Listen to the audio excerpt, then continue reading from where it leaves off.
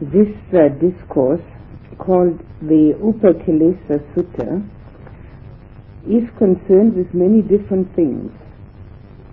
It is not just about one happening. And Upakkilesa means imperfections. Kilesas are our hindrances. So Upakkilesas is actually a sort of another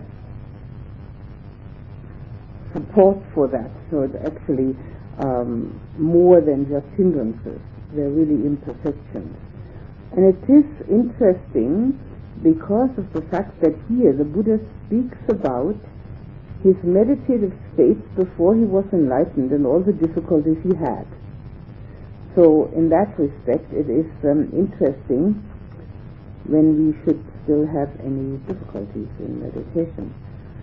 But it also concerns other things. Now here it starts again out, thus have I heard, or thus I heard, which is Ananda reciting.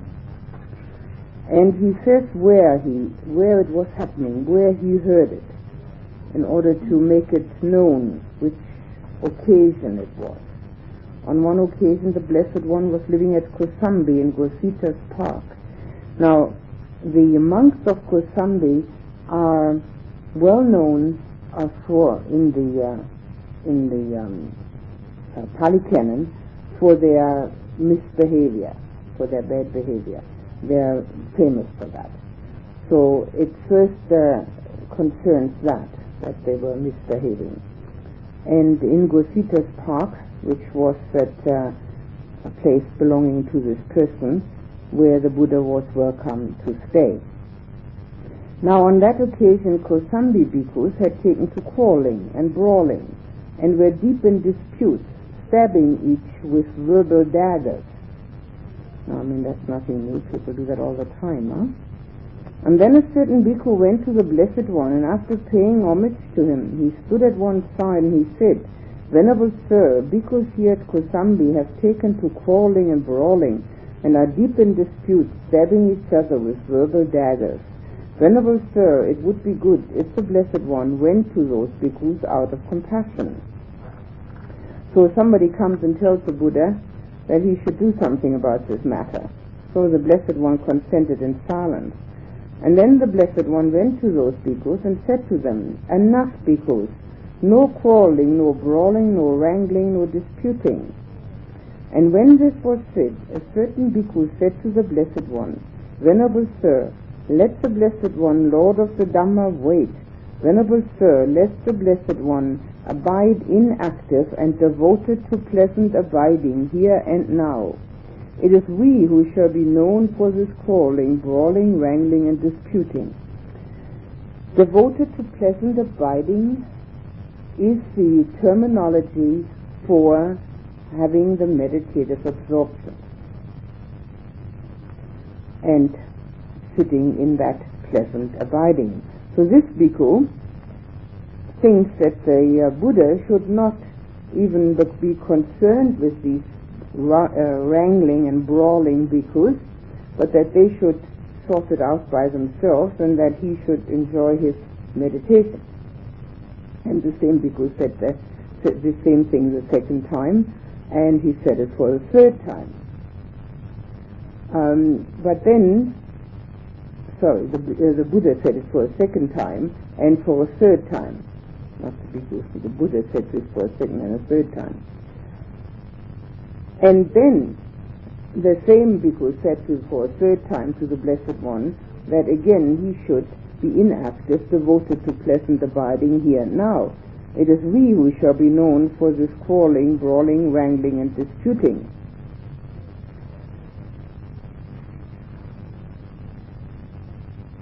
Now the story that is attached to this happening is not told in the sutta. It is told in the Vinaya. Now the Pali Canon consists of 3 baskets. Pitaka. T is 3 and Pitaka is baskets. And one are the suttas, the discourses, And the second basket is the Vinaya, the rules of the order for monks and nuns. And the third one is the Abhidhamma, the analytical explanation of mind states and causes and results. Now the Vinaya does not only contain the rules, but it also contains many, many stories. And one of these is this one here, which is mentioned in the introduction, which was not mentioned by the translator himself because he's just translating the sutta, but by the editor, who was Prakantipalo. The story which happened was that these bhikkhus wouldn't listen to the Buddha. They kept on wrangling and disputing and brawling and quarreling, and the Buddha said, "That's enough. Would not like to have any connection with this, so I'm leaving you, and I'm going into the forest for the rains retreat, and where I shall be all by myself." And he did that. And the story goes that an elephant and a monkey served him every day with food. And we can often see, particularly in Sri Lanka, where this story is often retold, pictures of an elephant and a monkey offering a banana and a mango each to the Buddha, who is seated under a tree very often in this picture. Because the Buddha did not tell anyone where he was going, so there was no way that the lay people could bring their alms food to him, so the elephant and the monkey took care of him. Now, after a while, the lay people found out that the Buddha had left Kosambi because of these quarreling bhikkhus, and they would no longer have any alms food for those bhikkhus either. And then the lay people, the story says that the lay people found out where the Buddha was and begged him to come back. So he did. After the rains retreat, he did come back. And then the bhikkhus of Kosambi asked his pardon for their bad behavior. In the sutta itself this is not told, but it is told in the rules in the story in the Vinaya. So even though that one bhikkhu tried to sort of sort the thing out so that the Buddha wasn't going to get involved in it, the Buddha still felt that the bhikkhus needed a little more of a lesson to be taught to them. Now it being morning, the Blessed One dressed, and taking his bowl and outer robe, he went into Kosambi for alms. This is a very traditional sentence. It reoccurs in the suttas all the time. Takes his bowl and robe and goes for alms. When he had wandered for alms and had returned from his alms round, after his meal, he set his resting place in order, and taking his bowl and outer robe, he uttered these stanzas while standing. This is considered, even now, in those days certainly, a sign of a very advanced person when they can make up poetry on the spur of the moment for the occasion which has arisen. And the Buddha was particularly apt in doing that, and many, many times such verses were uttered by him. Now in English, of course, it's not a verse, but in Pali it would have been. And this is all about quarreling and disputing. When many voices shout at once, there's none thinks himself a fool. The Sangha being split, none thinks, I too took part, I helped in this. In other words, one doesn't look at oneself, one just sees all this misery going on and thinks that, others are doing it. They have forgotten wise speech. They talk with minds obsessed by words alone. Uncurbed their mouths, they brawl at will. None knows what leads him so to do. This he abused me, he that beat me. He that worsted me, that robbed me. Hate never is allayed in men who cherish such like enmity. This he abused me, he that beat me. He that worsted me, that robbed me. Hate surely is allayed in men who cherish no such enmity. For enmity by enmity is never in this world allayed, it is allayed by amity. That is an ancient law. Friendliness, amity. So one can never get rid of enmity if one also gives out the same thing. One has to give out friendliness. Those others do not recognize that here we should restrain ourselves. Still there are some who are aware, and so their quarrels are appeased.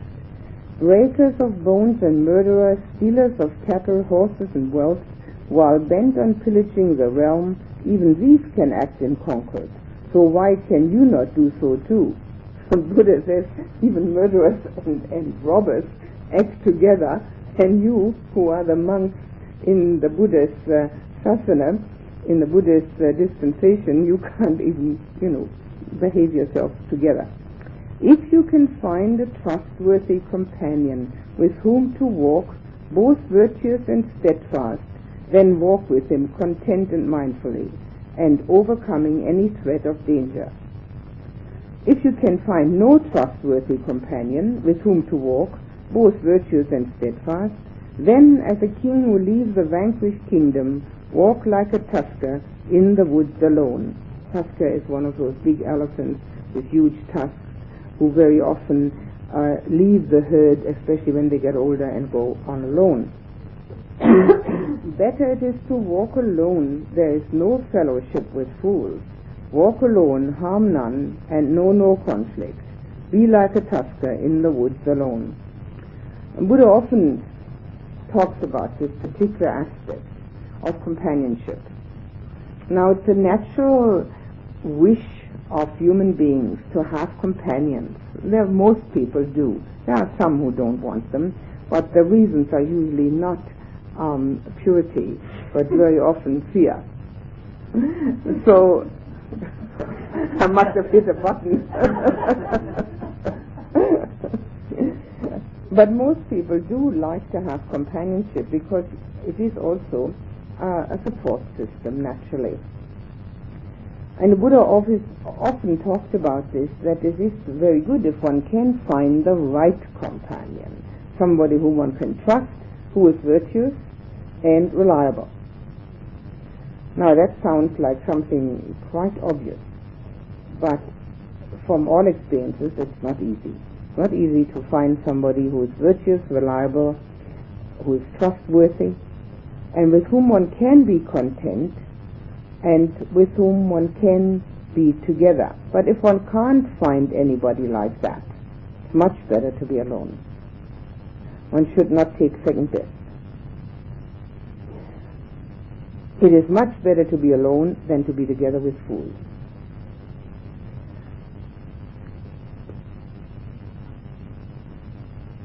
Even in other discourses, the Buddha talks about the word fool. Now that's a very often recurring word. In Pali it's bala, B-A-L-A, and it also means child. So a fool is a childish person, the one who hasn't grown, who hasn't matured.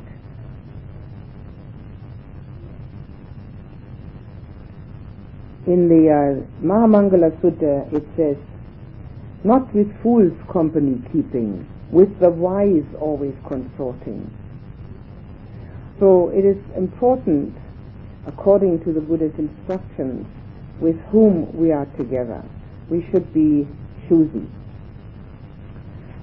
It doesn't mean that we should have any kind of enmity for others. Certainly not, because then we are not any longer virtuous. But it means that we recognize the fact that we are easily influenced, and that if we do have a togetherness with another person, with a companion, that will may have a great effect on our lives.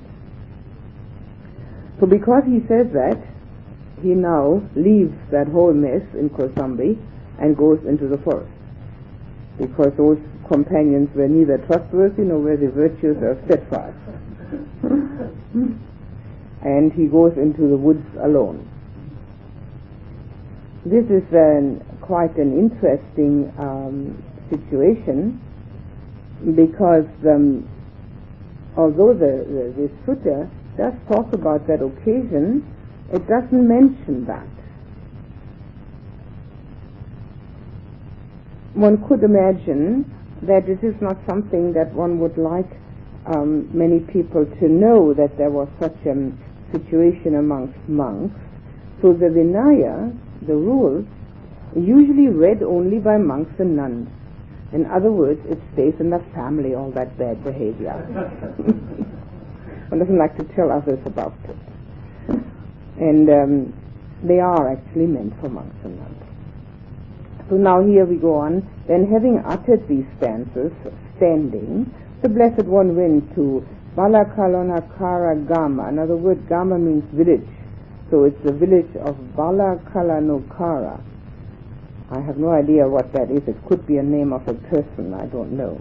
It's just the name of a village. The Venerable Bhagu was living there on that occasion. When he saw the Blessed One coming in the distance, he prepared his feet and water for the feet. This is also common in the East, even to this day, because one goes barefoot quite a lot, that one has very dirty feet, and that when one comes to some home or to some place where people are deferential, they like to wash one's feet. The Blessed One sat down on the seat prepared, and having done so, he washed his feet. He washed himself. Very often the other person does it. The Venerable Bhagu paid homage and sat down at one side. When he had done so, the Blessed One said to him, I hope that you're keeping well, Bhikkhu, that you're comfortable, and that you have no trouble on account of alms food. And see, the Buddha is concerned that he has enough alms food and that he feels comfortable. The ascetic life was considered to be an extreme which did not produce the results that were necessary for enlightenment, but also indulgences were luxury. Was another extreme. However, there are 13 Dhutanga practices, which are ascetic practices, which can be practiced by monks and nuns, more often by monks, at some time, but not as a general rule. Now Bhagu says, I'm keeping well, Blessed One, I'm comfortable and have no trouble on account of alms food. And then the Blessed One instructed, urged, roused and encouraged the Venerable Bhagu with talk on the Dhamma, after which he got up from his seat and left for the Eastern Bamboo Park. Now the really important aspect of this whole sutta happens in that Eastern Bamboo Park. But the whole story is told where he came from and where he went and whom he met, in order to again verify the occasion for this teaching, because it was all told after the death of the Buddha.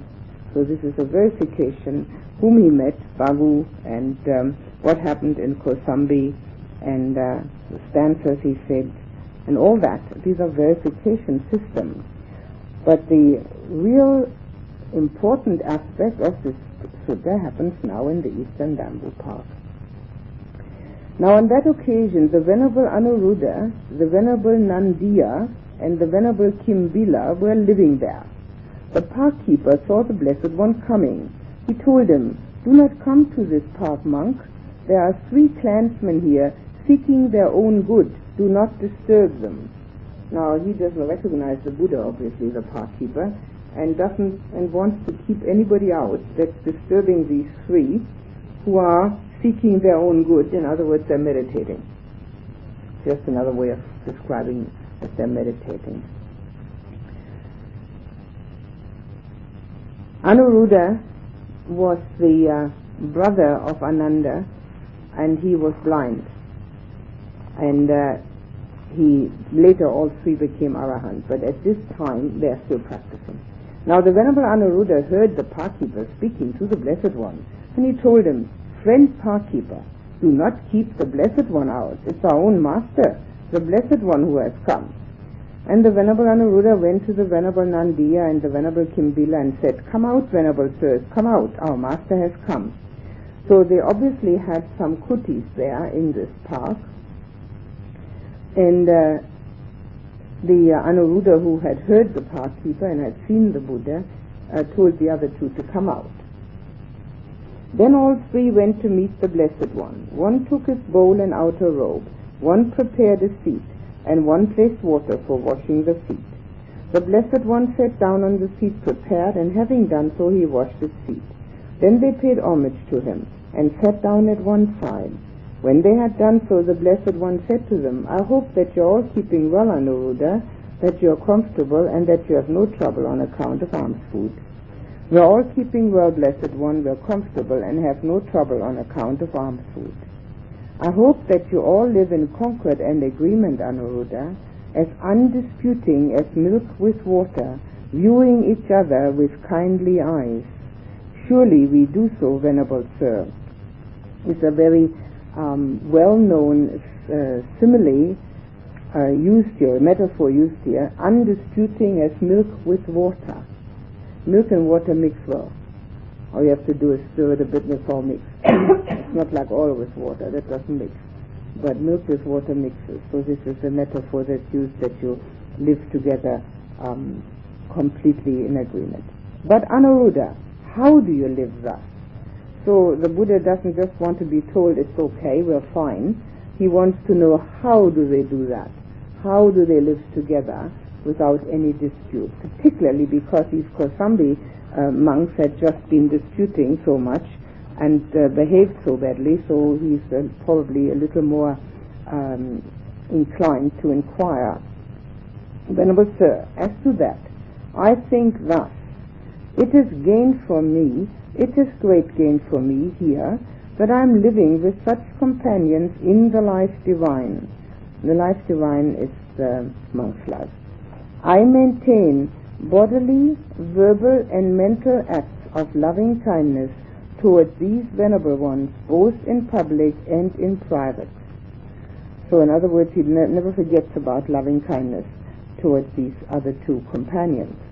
I think, why should I not set aside what I am minded to do and do only what they are minded to do, and I act accordingly? We are different in body, Venerable Sir, but only one in mind, I think. Well, this is way of living together, which is of course ideal. And that's why it is important to have ideal companions, because if you set aside your own wishes and your own ideas on what to do and do what the others are doing, it better be the right thing they're doing. Otherwise one falls into bad things that one is letting other people do. So they are living together like one in mind. The Venerable Nandiya and the Venerable Kimbila each spoke likewise. They added, this is how we live in concord, Venerable Sir, as friendly and undisputing as milk with water, viewing each other with kindly eyes. Good, good, Anuruddha, I hope you all dwell diligent, ardent, and self-controlled. Now he's always talking to Anuruddha, which leads one to suppose that Anuruddha is the senior one of the three. So if you have three monks and you need to talk to them, you address the one who's senior, which then goes for all of them. This is just a spare the printing here. Let me have this. Just a spare. I'll make it out.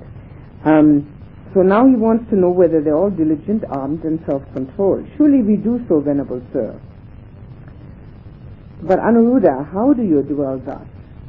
Venerable Sir, as to that, whichever of us returns first from the village with alms food, he tells them how they help each other. This is another thing in this book which isn't so easy to see. It mightn't even be in this one.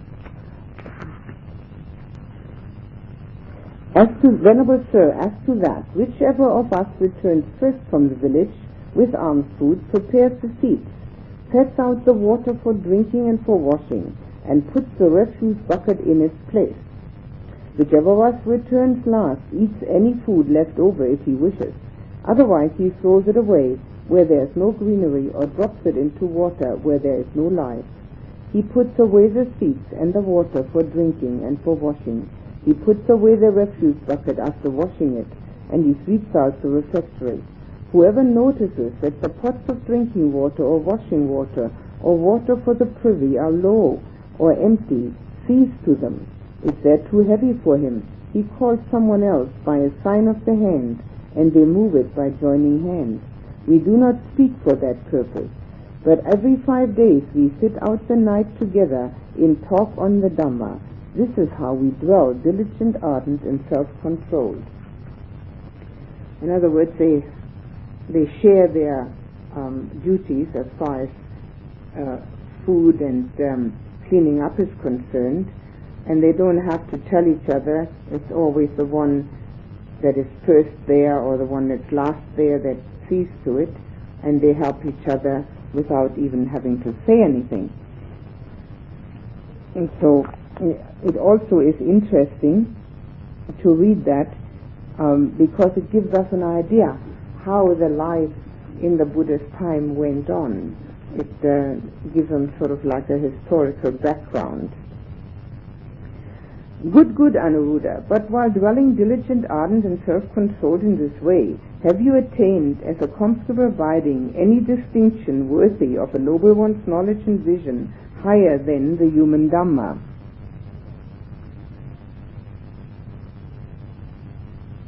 Right. Now, what he's asking him is, a comfortable abiding is meditation, the jhanas. Having attained a distinction worthy of a noble one's knowledge and vision, higher than the human Dhamma. A distinction worthy of a noble one's knowledge and vision would be any one of the path and fruit moments, stream entry, once returner, non-returner, or arahant. He's asking Anuruddha whether they have had a past moment, whether they have been able to penetrate into the self-delusion, which is worthy of a noble one's knowledge and vision higher than the human Dhamma, transcending ordinary humanness. So now, of course, the answer is not any more correct. So, you see, the other sutta which I'm reading from, they have become enlightened, but this one which we're reading now, they haven't. So, as to that, Venerable Sir, as we dwell here, diligent, ardent, and self-controlled, we perceive both illumination and the vision of forms, and that illumination of ours soon disappears, and so does the vision of forms, and we have not penetrated the sign, the reason for that, or for what, or for that. Well, what he's saying is that they are meditating, and that they're having illumination and vision of forms. Now, illumination, bright lights, vision of forms, they see whatever it may be. They may be seeing people, they may be seeing clouds, they may be seeing anything. And it soon disappears, that illumination, and the vision of forms also, and they haven't understood what they're doing properly yet. Still, Anuruddha, the sign for that can be penetrated by you. And now the Buddha talks about the time before he was enlightened.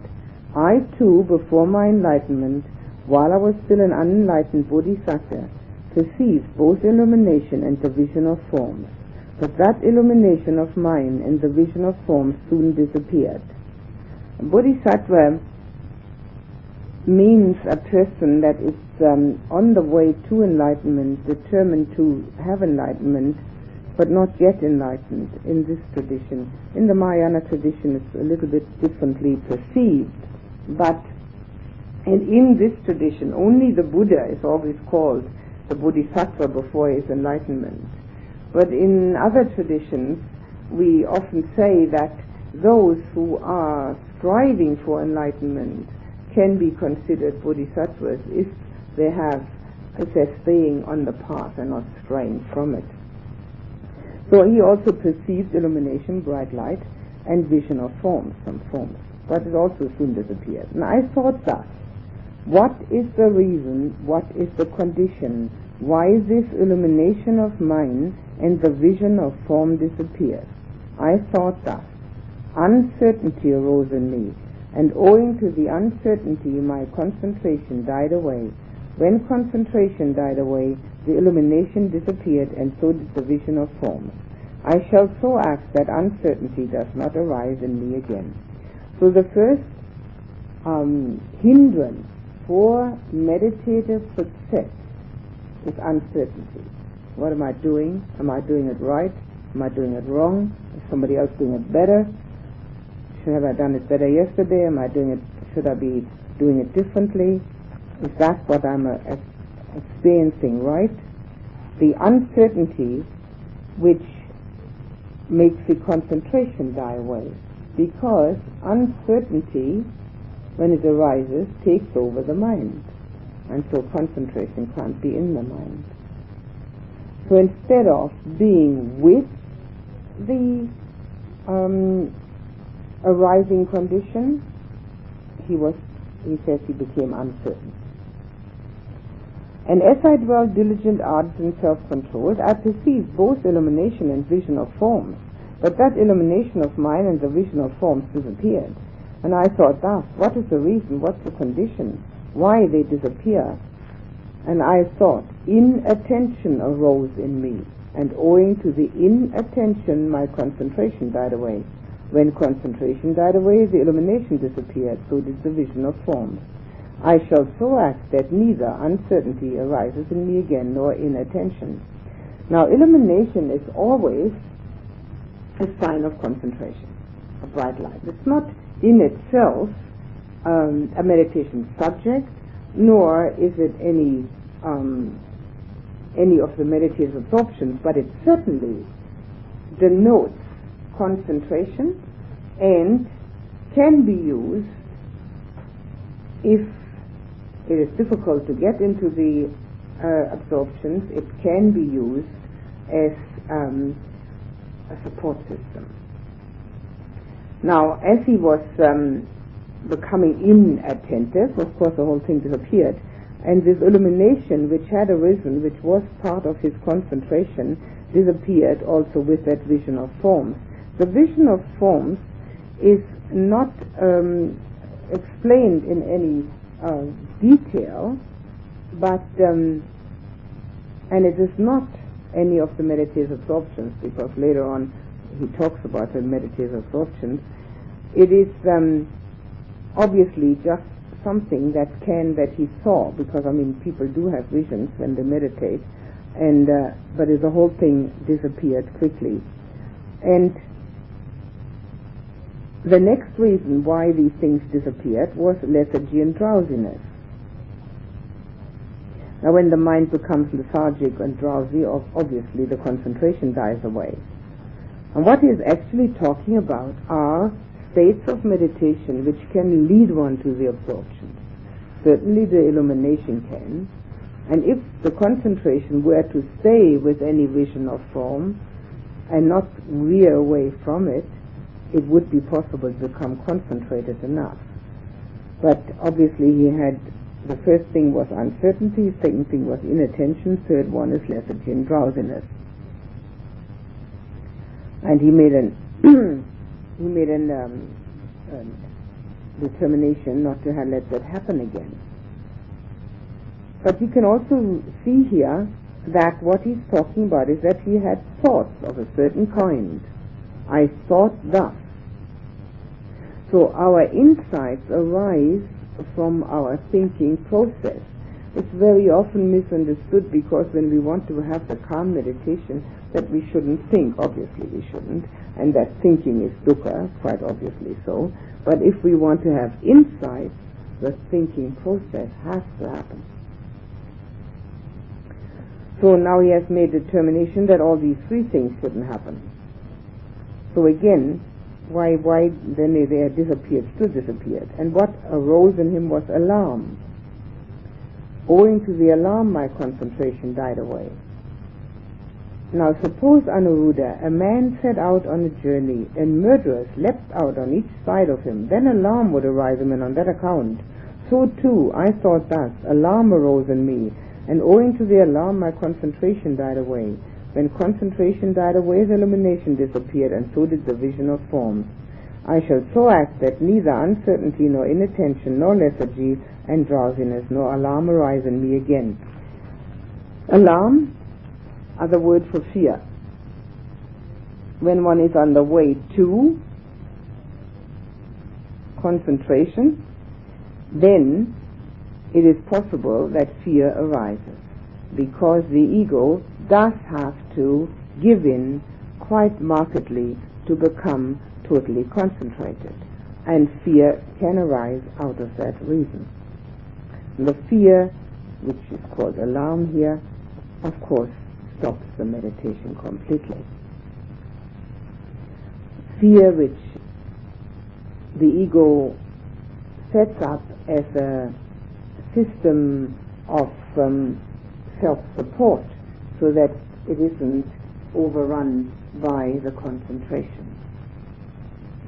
Now the next reason why his concentration disappeared was elation. Obviously he was very elated with having such nice illumination and interesting forms to look at, and he got elated, and that made the whole thing disappear. In other words, the reaction. First we had inattention and drowsiness, but then we have two kinds of reactions. One is the fearful reaction, and one is the elated reaction. Look how nice I can meditate. Well, obviously that makes it disappear too, if one sees how nice one can meditate. So he was elated and it disappeared. Suppose, Anuruddha, a man seeking a hidden treasure found at once 5 hidden treasures, then elation would arise in him on that account. So too I thought thus, elation arose in me, and owing to the elation my concentration died away. When concentration died away, the illumination disappeared, and so did the vision of forms. I shall so act that neither uncertainty nor inattention, nor lethargy and drowsiness, nor alarm, nor elation arise in me again. By the way, that some of this repetitive verbiage in the suttas also comes about through the oral repetition that the monks did in order not to forget the suttas.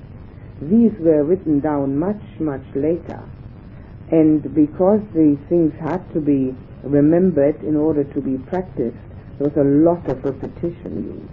It's not clear whether the Buddha was always so repetitive, which is quite possible, because when one teaches people, one does try to repeat the things one thinks they don't know, or whether it is also part of the monk's repetition that are, in this case, Ananda, who's repeating the whole thing.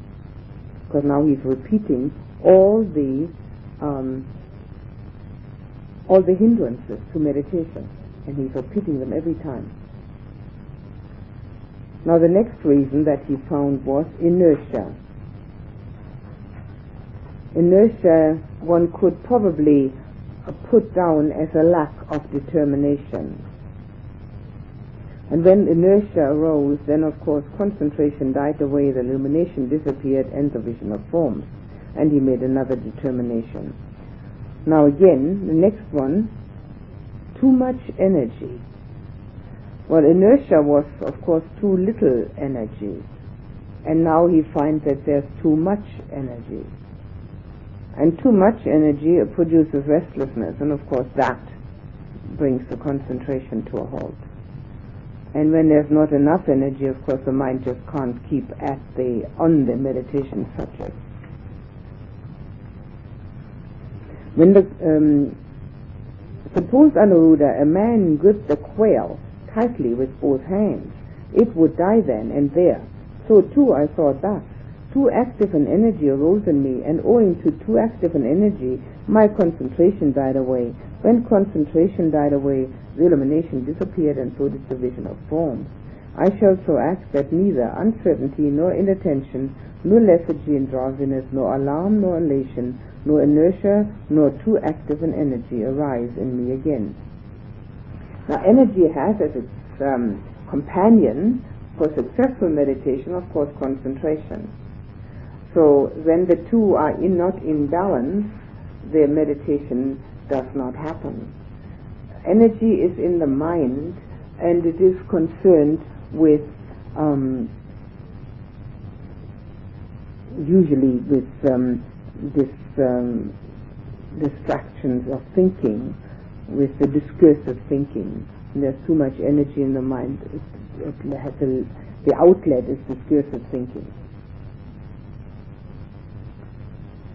And of course, if there's when there's inertia, when there's not enough energy in the mind, of course the outlet is sleep. So it either falls asleep or it starts discursive thinking. This is the usual way, isn't it? And the metaphor he uses, gripping a quill too tightly with both hands that it dies, or too much energy and the whole concentration dies, doesn't it? Now then he looks for the next reason when he had difficulty again. And again it says, too sluggish an energy arose in me. Owing to too sluggish an energy, the concentration died away. Suppose a man gripped a quill loosely, it would jump out of his hand. So too I thought thus, too sluggish an energy arose in me, and owing to too sluggish an energy my concentration died away. And then the same paragraph again. So inertia, probably more like no interest, and now too sluggish an energy. And the next one is, longing arose in me, and owing to longing my concentration died away. Well, longing, wishing for something, huh? Yes, craving, wanting something, wanting breakfast, or wanting to take a trip, or wanting to have something that one doesn't have. In other words, the mind is not steady, huh?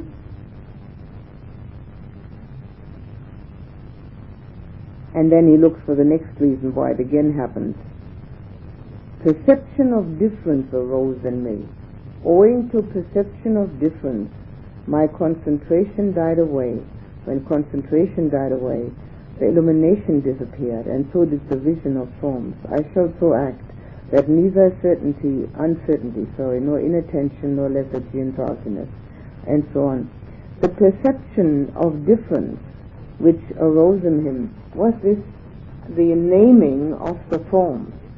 Instead of keeping the attention on whatever it was that had arisen, he was starting to perceive them and give them names. Well, of course, at that moment no concentration is possible that would lead to any of the absorptions, because then there's the trying to see what this is and what that is, and the whole thing falls apart.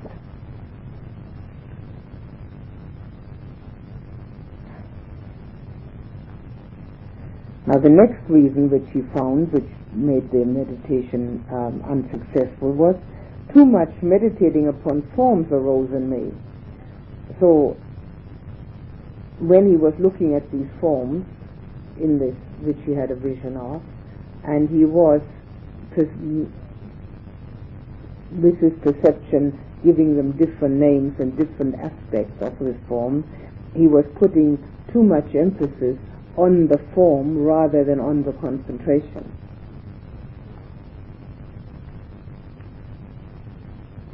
Now the same could be said about the breath. It doesn't have to be a vision of a form, but it could be said about the breath. If one, for instance, put one's attention on the type of breath that is happening or not happening, it would take away the concentration. The main aspect of getting absorbed is to be totally concentrated on that, whatever it is that one's putting one's mind on, and not trying to analyze it. To analyze perception of difference is insight. He's trying to become calm. So perception of difference or vision of forms is useless, because these forms are not real, they're visions. So there's nothing to analyze. But even the breath, if we want to become concentrated, there's nothing to analyze about the breath. So the differences are this analytical aspect. and also too much meditating upon forms, putting too much emphasis on that. So now he is repeating, when I knew thus that uncertainty is an imperfection of mind, I abandoned it, knowing that inattention, lethargy and drowsiness, alarm, elation, inertia, too active energy, too sluggish an energy, longing, perception of difference, too much meditating upon forms is an imperfection of mind, I abandoned it. While I dwelt diligent, ardent and self-controlled, I perceived illumination, and I did not see forms. I saw forms, and I did not perceive illumination, even for a whole night and a whole day and a whole night and a day. I thought thus, what is the reason, what is the condition for this? I thought thus, on the occasion on which I give attention to the sign of illumination without giving attention to the sign of form, on that occasion I perceive illumination and I do not see forms. And on that occasion on which I give attention to the sign of forms without giving attention to the sign of illumination, on that occasion I see forms and I do not perceive illumination, even for a whole night, a whole day, and a whole night and day. Now what he's saying here is that he now came to understand that he shouldn't look upon two things in the meditation, that he should not divide his attention. Either stay with the illuminated sign, which is, a bright light, or stay with a form which may have arisen. But don't do both, because that's dividing the concentration. And the words diligent, ardent and self-controlled. Self-control is to let go of all outer conditions. Just stay with what one is doing. That traditional way of expressing expressing the meditative endeavor. Diligent, ardent and self-controlled. Ardent also means that one is fully embracing it, not half-heartedly. If one is ardently loving, one isn't half-heartedly loving. The word ardent means fully embracing. And now he speaks about seeing limited illumination and limited forms, and then measureless illumination and measureless forms. Now limited illumination, of course, is the size. We could see a speck, we could see a speck of bright light, but we could also see measureless bright light. Well, obviously measureless bright light means measureless concentration. Same with forms. What is the reason, what's the condition? I thought thus, on the occasion on which my concentration is limited, on that occasion my inner eye is limited, and with a limited eye I perceive limited illumination, and I see limited forms. And on the occasion on which my concentration is measureless, on that occasion my eye is measureless, and with measureless eye I see measureless forms. And for a whole night and a whole day and a whole night and a day, one would assume from this that he didn't go to sleep, that he would be sitting in meditation 2 nights and 2 days. And that would probably be correct. As soon as by my knowing thus that uncertainty is an imperfection of mind, it had been abandoned in me.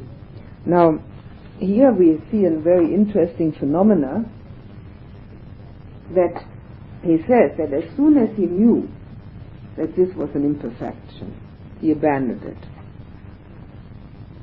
I'm afraid that we wouldn't be able to say that. We know a lot of imperfections, but we can't abandon them immediately. There's a great difference between a mind that has practiced for many lifetimes and a mind that has only practiced a few lifetimes or none at all. The strength of mind isn't there to follow through on what one knows. There are very few people in the world that don't know what's good, and there are equally few people who are actually doing it. So it's very difficult for an ordinary person to know the imperfection and abandon it immediately. As soon as by my knowing thus that inattention, lethargy and drowsiness, alarm, elation, inertia, too active energy, too sluggish an energy, longing, perception of difference, as soon as by my knowing thus that too much meditating on forms is an imperfection of mind, it had been abandoned in me. So as soon as he saw that there was anything wrong with this meditation, he left that behind. He left all of those things behind, such as not paying attention, then getting fearful, getting delighted, too much energy, not enough, greed or craving, looking at these things that happen, that he could see and perceiving them, then that the forms, looking at the forms and trying to see them, that all of that were better abandoned. And thereupon I thought thus, I have abandoned those imperfections in my mind. Now I shall develop concentration in 3 ways. I developed concentration with initial application and sustained application. I developed it without initial application, with only sustained application. I developed it without initial and without sustained application. I developed it with happiness. I developed it without happiness. I developed it accompanied by enjoyment. I developed it accompanied by equanimity. What he's describing here are the 4 jhanas, which are sometimes divided into 5. And when they're divided into 5, the first 2 are made into 2 separate ones, where the initial application and the sustained application are divided into 2 parts. In the Abhidhamma they're always into 5, in the suttas they're mostly into 4, however in this case it appears to be as if it was into 5 first jhanas. But since that only complicates the matter more, one doesn't really have to do that sort of thing, I stick always to the division of 4. Because our minds are complicated enough, I have enough differences in it, perception of difference, so the less perception of difference the better. Now perception of difference is an important aspect which we should realize how it stops us from being concentrated.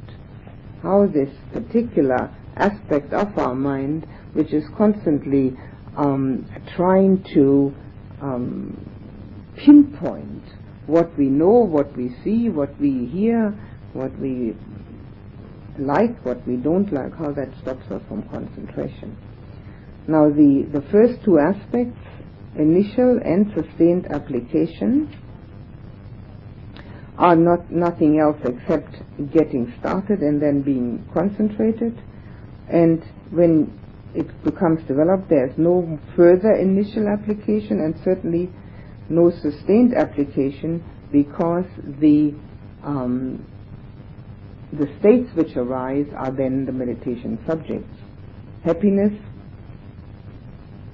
which in this case would be piti, then letting the piti go and going to the joy, and then going to equanimity.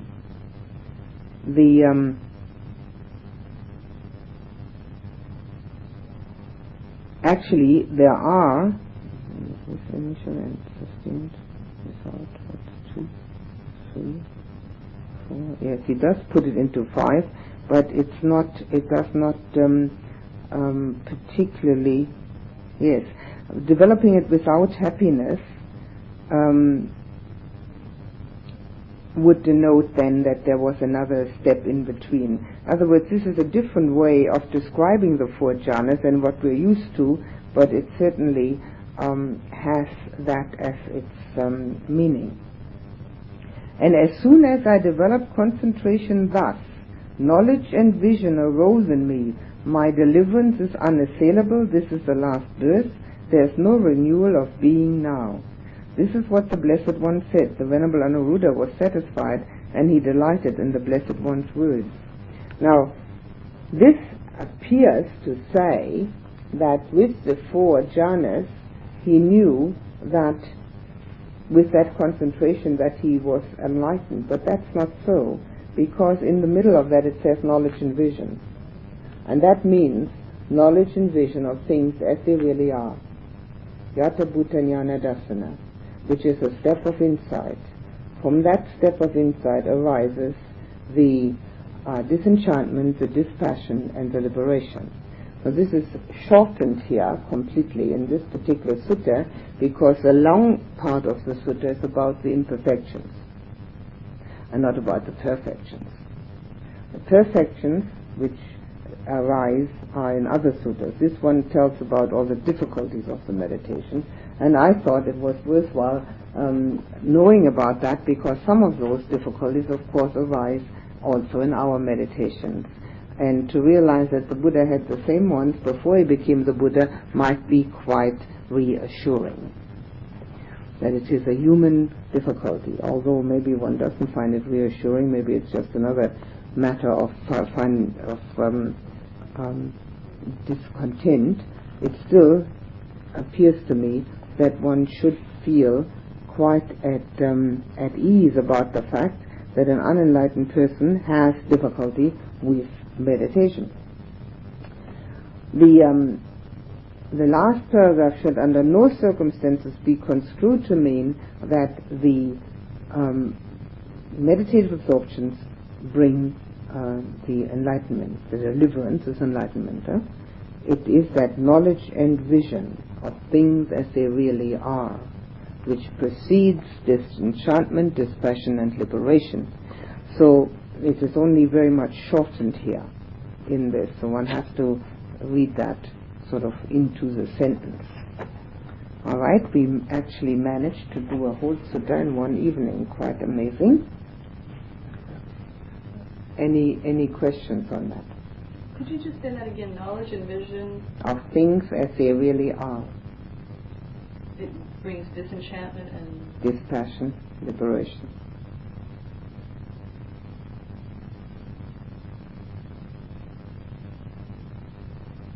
But that's also putting it very short, in very short context. But it's important to mention that here, because otherwise one could get the idea that the four jhanas actually denote deliverance, and deliverance means nibbana, liberation. No? It doesn't.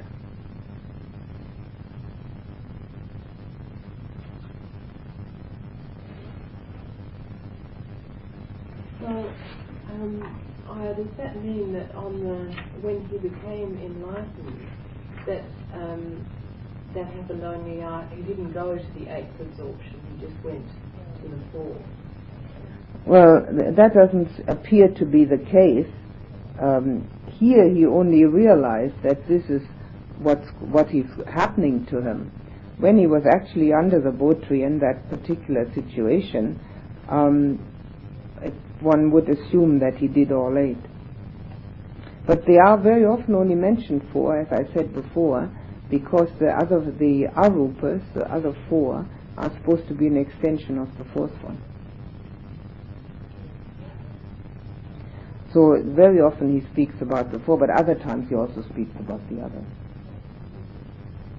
And because the wording is not always identical, it's not always totally, very often not clear when one hasn't actually practiced that, what he's talking about, because the wording is not always the same. But many times he speaks only about four. And would that be a description of part of his enlightenment? This? Yes. You know, the fact that he saw all these hindrances and was able to drop them one after the other. The past two, yes. The past two enlightenment. And he's trying to tell these three monks, who are obviously not enlightened yet, what they should do. He's telling them, this is what I experienced. I had all these hindrances. Now you better check your own and see whether you can drop all these. And when I was able to drop them, he says, then I was able to go into the absorptions. And as I went into the absorptions, then I could see things as they really are. So he's showing them the way, and in this other sutta, the same chaps are enlightened. Number 31. They are actually telling of their enlightenment.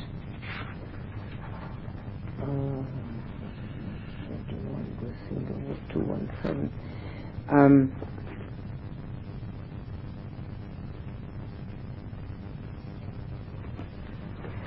quite interesting.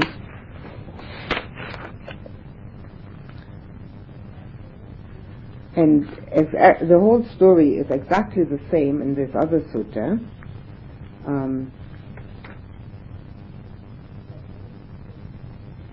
But then, when it comes to when the Buddha asks Anuruddha, have you attained a comfortable abiding, any distinction worthy of a noble one's knowledge and vision, higher than the human Dhamma? And then in this other sutta, he says, why not, Venerable Sir? Here, whenever we want, quite secluded from sensual desires, secluded from unprofitable Dhammas, we enter upon and abide in the first jhana, which is accompanied by initial and sustained application with happiness and pleasure born of seclusion.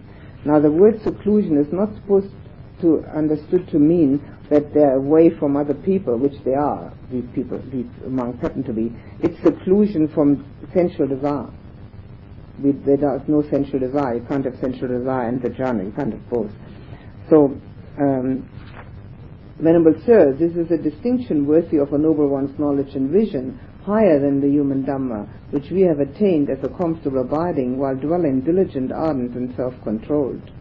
Good, Anuruddha, but is there any other distinction worthy of a noble one's knowledge and vision, higher than the human Dhamma, which you have attained as a comfortable abiding by surmounting that abiding, by tranquilizing that abiding? Why not, Venerable Sir? Here, whenever we want, with the stilling of initial application, we go into the second jhana. And then he asks him about that again, and he says, third jhana. And then he asks him again, he says, yes, fourth jhana. With the fading away of happiness, the third jhana. With the abandoning of bodily pleasure and pain, the fourth jhana. Then they go, the whole thing is not actually printed. I have to look for another sutta again. This is a very poor way of having this book done. And then they go on to say about the base consisting of infinite space, consciousness, nothingness, neither perception nor non-perception. Good, Anuruddha, but is there any other distinction worthy of a noble one's knowledge and vision, higher than the human Dhamma, which you have attained as a comfortable abiding by surmounting that abiding, by tranquilizing that abiding? Why not, Venerable Sir? Here, whenever we want, by completely surmounting the base consisting of neither perception nor non-perception, we enter upon and abide in the cessation of perception and feeling, and our taints are exhausted by our seeing with understanding. Venerable Sir, that is a distinction worthy of a noble one's knowledge and vision, higher than the human Dhamma, which we have attained as a comfortable abiding by surmounting that former abiding, by tranquilizing that former abiding. Now what he's saying is sometimes called the ninth jhana, or nirodha, more often called nirodha, the cessation of perception and feeling, which is past the eighth jhana, and it is nirodha, and which means cessation, and it is only open to non-returners and arahants, and it is only it does not necessarily have to be an attainment of non-returners and arahants, because it is based upon the mastery of the eight jhanas. But here these monks saying they are having them, but the Buddha is still not contented. He says, good Anuruddha, there is no comfortable abiding higher or more sublime than that. And then when the Blessed One had instructed, urged, roused and encouraged the Venerable Anuruddha, then Venerable Nandiya and the Venerable Kimbala with a talk on the Dhamma, he rose from his seat and departed.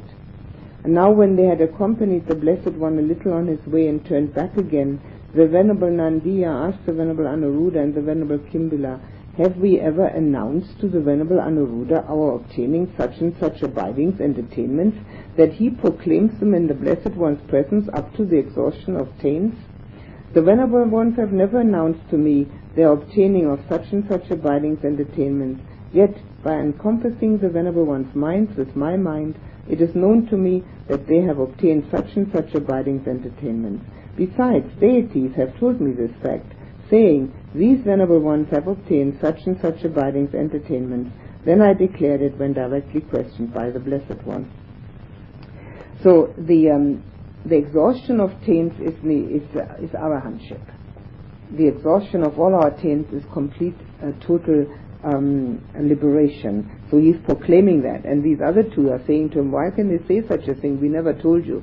And he says, yes, but I have seen that with my mind, in your mind, that you have exhausted your taints, and also the devas have told me. So they have to accept that.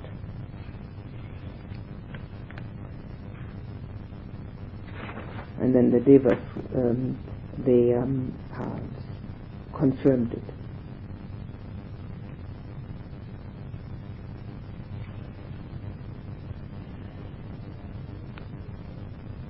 And there at the end it says, who's this digger from Ayya's, an earth god is called Digger. And the Buddha says, see Digger, how far these three clansmen are practicing the way of welfare and happiness of the many out of pity for the world, for the benefit, welfare and happiness of gods and men. So the actual meditative attainments are already for the welfare and happiness of the world, and they are without doing anything further, and they were all delighted. So the pathway which is shown here is a pathway through the jhanas to the nirodha, to cessation and the exhaustion of taints. But again, in that sutta, which I've read very quickly, because it just sort of goes along with this one as the next one, it again says, a noble one's knowledge and vision. And the knowledge and vision is always the inside part. So it's not just the jhanas, it's always that knowledge and vision has to be in it, which is the inside part. But going through these pathway of the jhanas, these monks came to complete cessation of all taints, or exhaustion of all taints. So here they're shown in the first sutta the difficulties, and now they've been able to do it in this sutta here. I wish it went quite this fast as from reading from one to the next. Huh? Nice. Okay, any questions on any of this, or everything perfectly clear? All we have to do is let go of all these difficulties, huh?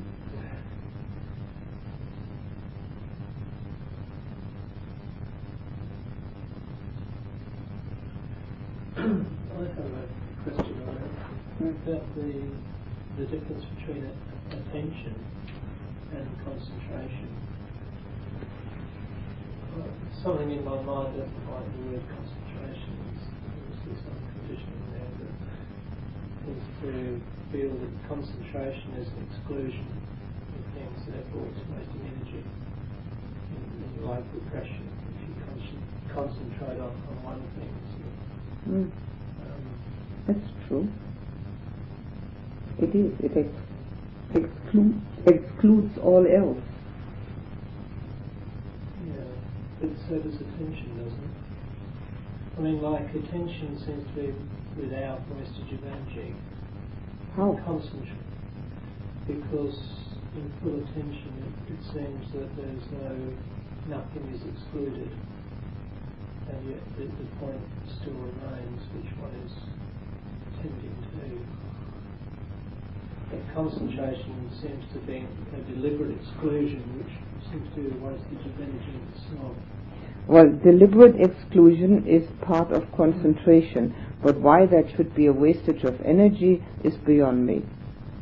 Well, if there's something that I'm aware of a distraction in meditation, and I deliberately don't attend to it, there seems to be a conflict. But when I find that it's just pure attention, whatever it is that I was trying not to give attention to is there, but it's okay. There's no like friction between. Your mind has made a convolution out of a very simple matter. The minute there is a distraction, and you know that there is a distraction, you have already paid attention to it. If you didn't pay attention to it, you wouldn't even know there was a distraction. So as long as you stay in one point, you don't have distractions. And as soon as you have a distraction, you've gone away from that point. simplify. It's already, yeah. Simplification is also concentration. Makes life easier.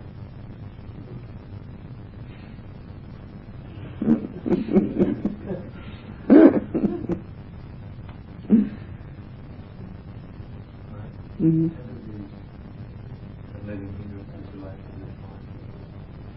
Well, the way I looked at it was that these 11 are sort of elaborations, because you have this longing with this sensual desire, obviously. You have the sloth and torpor, which is called inertia and sluggish energy. You have restlessness and worry, which is called too much energy. Uncertainty, which is obviously skeptical doubt. And what was the other ones?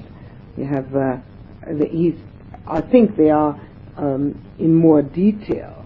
They're just more detailed, because they certainly ring a bell, don't they? They are familiar. But with that more detail, it's also helpful. It helps us to see that a little more, because of, they can arise just like that, as they are mentioned here. So, sorry, yes.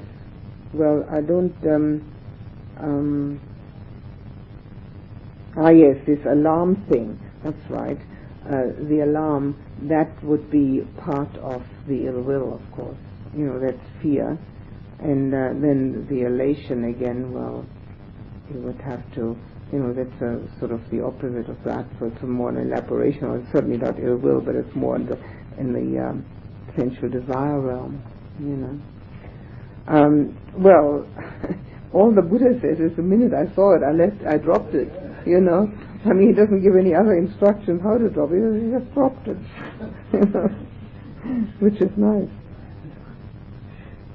And then he said, I've abandoned these imperfections, so I shall now develop concentration in 3 ways.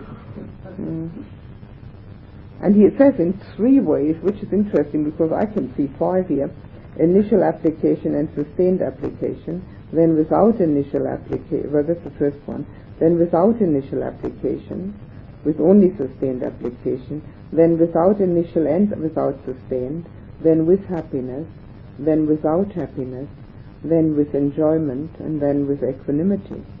So there are many, it just says in 3 ways. So maybe he just puts happiness and enjoyment and equanimity all into one basket. But there's no particular instruction on how to get rid of them, just other than realizing that these are imperfections. In other words, one needs a fair bit of willpower. If this doesn't work, I've got to get rid of it. So it's a willpower, determination. Now, determination is a very important aspect of all one's endeavors. Now, in meditation, determination works like this. One has a determination, adhitthana in Pali, and then, as one meditates, one drops it. It's not possible to hang on to, I am going to be concentrated, because you never will be. But before we start, we can make that determination. In fact, we can wake up in the morning and make that determination, saying, I'm really going to do it today. I'm not going to let anything stand in my way except getting concentrated and gaining insight. And these determinations do have to be repeated as many times as necessary. But of course, while one is meditating, it's no use thinking of it. It's always before. It's like New Year resolutions. You can make a new day resolutions, new meditation resolutions, from case to case. So this is a part of dropping an imperfection. Having seen that imperfection in oneself, or just as one sees other imperfections in oneself, one makes this determination, I'm going to get rid of this. And this is the first aspect is the seeing of them, to recognizing them. And here he recognizes all these in great detail. They're recognized in great detail, and as he recognizes them, he's able to drop them because of strength of mind. Obviously our mind doesn't have that strength, but we can at least try. When you were talking about illumination, and that's one of the signs. I don't really know that exactly, but if it A bright light, like sunlight, like spotlight, searchlight, and that is a sign of concentration. Not everybody gets it. Is it maybe you've experienced it or whatever? Is it something that where you don't see anything but that? Mm-hmm. And it can be very small, but it can be very large. When you're talking about the jhanas and when certain feelings arise, and it could be according to what you want to do, you said that you're supposed to switch the focus or the use it as a meditation object then? Is it like that those, like the happiness and the peacefulness and equanimity, are they like little stepping stones to each other? That you kind of switch to this meditation object? That's because that's what the feeling I get from what you just, from when you said that. Well, it depends. You can deliberately switch, or you can slowly, the mind may slowly veer from one to the next. You may have a feeling that the mind falls into. There are many different ways of doing this. There can be deliberate. Depending on the person? Or? Yes, depending on the person, depending on the concentration at that particular time. If the concentration is really strong, it just one follows the other very smoothly. If the concentration isn't that strong, there may have to be deliberate mind moment, deliberation to do it. But the main thing is to do it. And particularly to look at these, is it 11 these? You've counted them, okay. 11 imperfections, and see which ones apply. Now, not necessarily all 11 apply to oneself. That's not necessary. We don't have to have all 11 imperfections. I mean, it's certainly enough if we have 2 or 3 or 5 or 6 or whatever. I mean, they are very detailed, So we look and see which ones of these have I got, which ones are arising. And as they arise, to have this determination, I'm going to drop that. This is not useful. So when he talks about initial and sustained application, he's talking about putting the attention on the breath and keeping it there.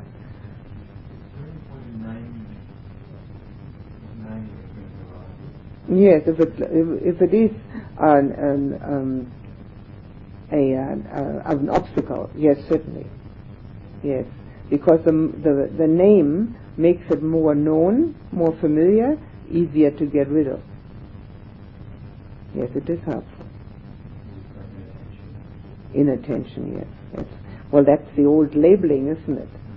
Which I've been pounding on for years with varying success.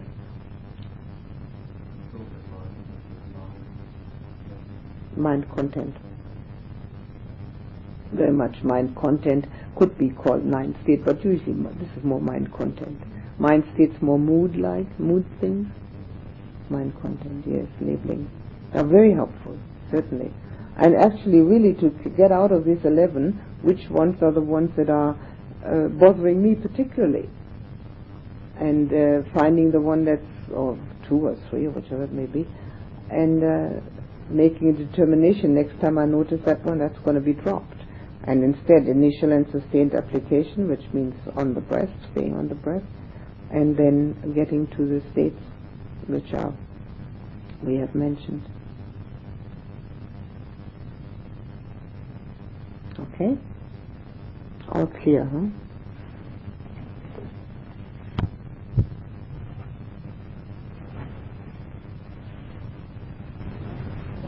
And please put the attention on the breath for just a few moments.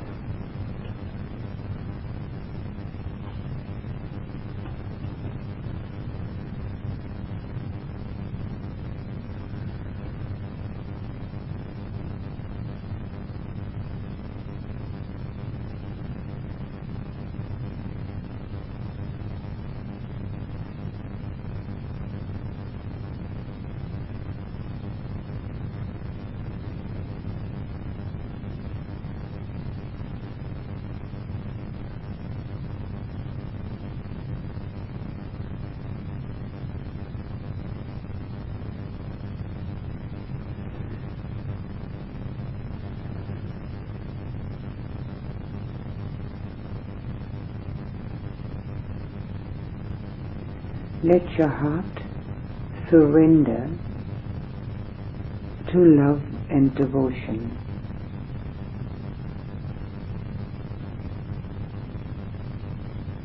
Love and devotion for the great teacher and the great teaching.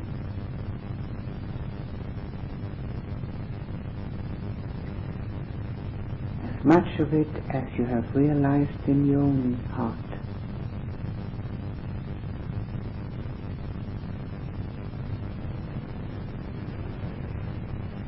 Let this love and devotion fill you and surround you and drench you.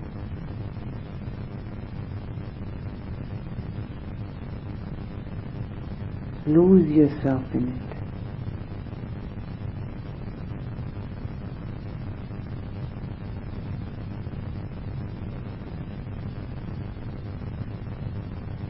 Being left only with love and devotion.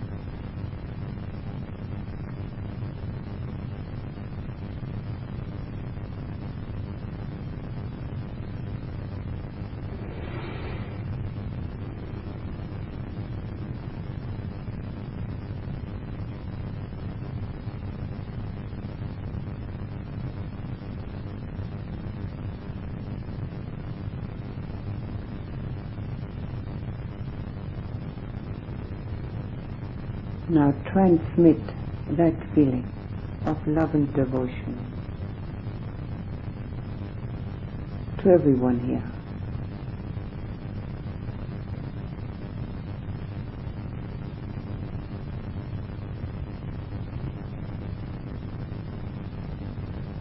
Filling everyone's heart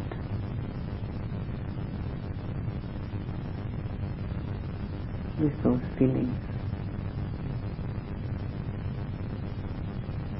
Helping each one to surrender.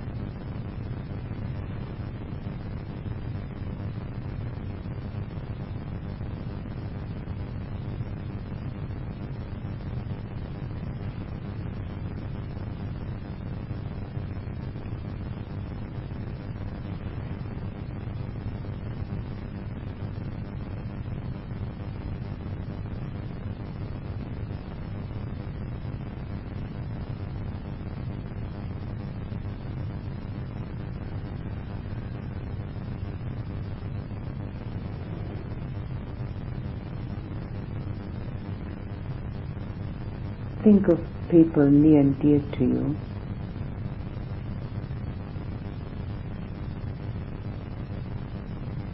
And transmit the feelings of love and devotion to their hearts. Letting them also feel like that. Surrendering to those feelings. Losing themselves.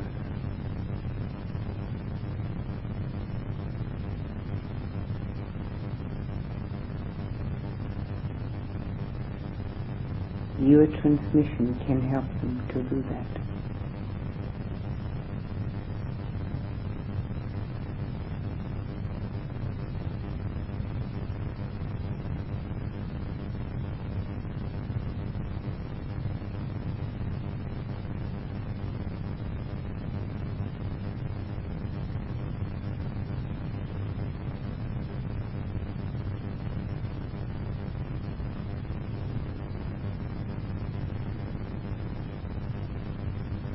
Now think of friends and relations.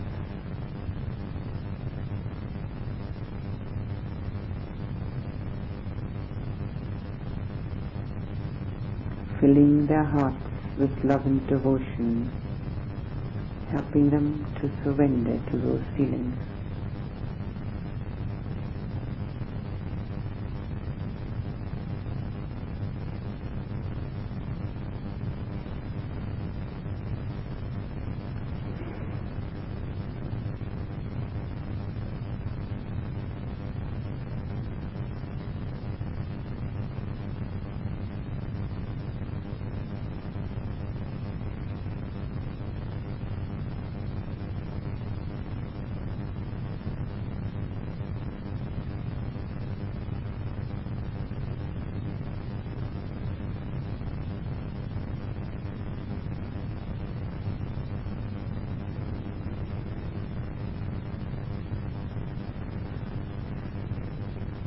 Think of people you know anywhere,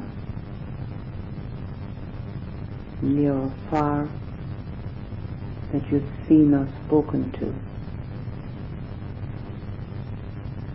Fill their hearts with love and devotion, letting them experience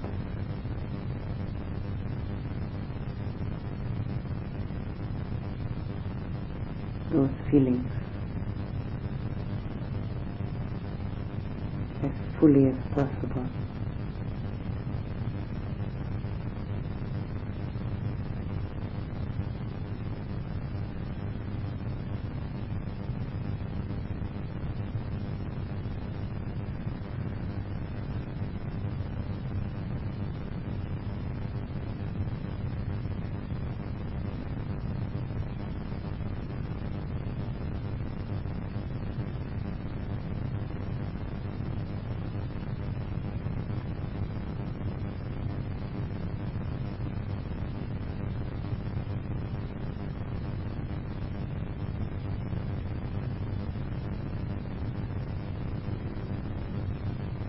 Let your feelings of love and devotion and surrender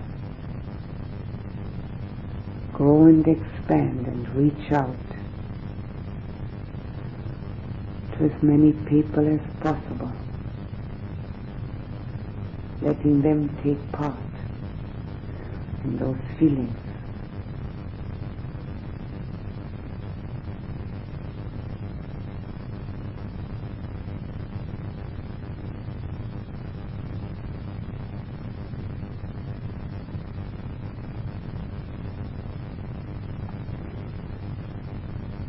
Being able to enjoy their connection with those feelings. Let your heart expand, become unlimited.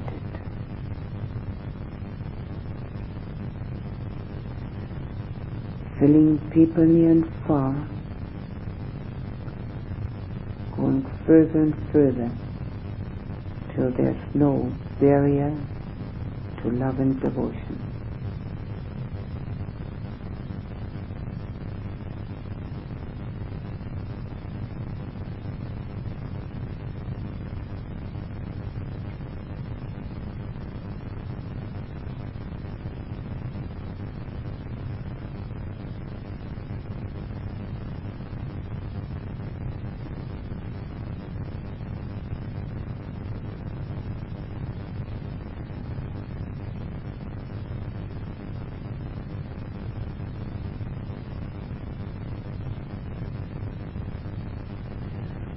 And put your attention back on yourself.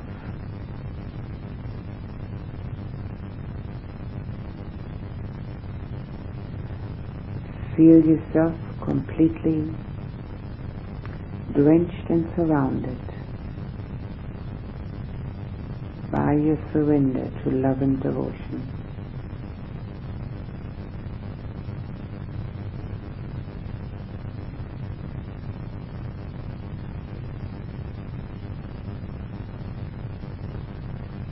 No wanting, no rejecting, just being that.